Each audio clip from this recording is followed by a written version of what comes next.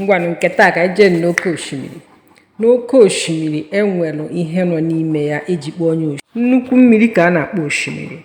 Ọ na-enwe nnukwu ụgbọ n'ime ya, nwekwa ndị obere ụgbọ. Nnukwu ụgbọ bụ ndị na-ebu ibu na-eje si ofe obodo jee obodo ọzọ, mana ndị obere ụgbọ bụ ndị na-akụ azụ, that's fishermen, ji eje agbụ azụ, akụta azụ, ejegharị na mmiri, akpagharịla onwe ha, eme ihe ha chọrọ ime.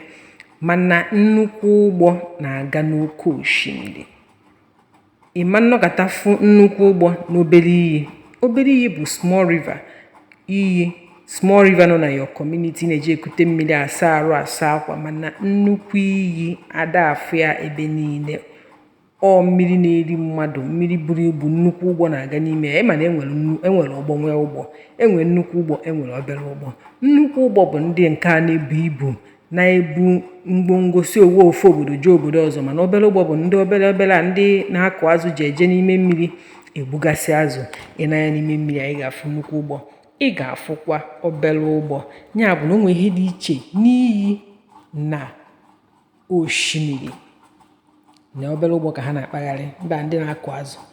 Iyi bụ mmiri a na-echu ekute anwụ, asụ akwa, maọbụ mee ihe ịchọ n'ime obere mmiri. Mana osimiri bụ nnukwu mmiri na-eri mmadụ, nnukwu mmiri nwere ihe niile, ma nnukwu azụ ma obere azụ nọ n'ime ya. A na-esi ya jee si ofu obodo jee n'obodo ọzọ. Ị ga-esi ya jee ofu mba jee na mba ọzọ. Ọnya ka a na-akpọ iyi, ya ka a na-akpọ osimiri. Osimiri bụ nnukwu mmiri. Osimiri bụ nnukwu mmiri. So ụmụ obodo ndị a nwechara osimiri a, mana ọ bụrụ n'obodo niile ka ọ ga. Ịbịaza na mmiri dị adọ dịka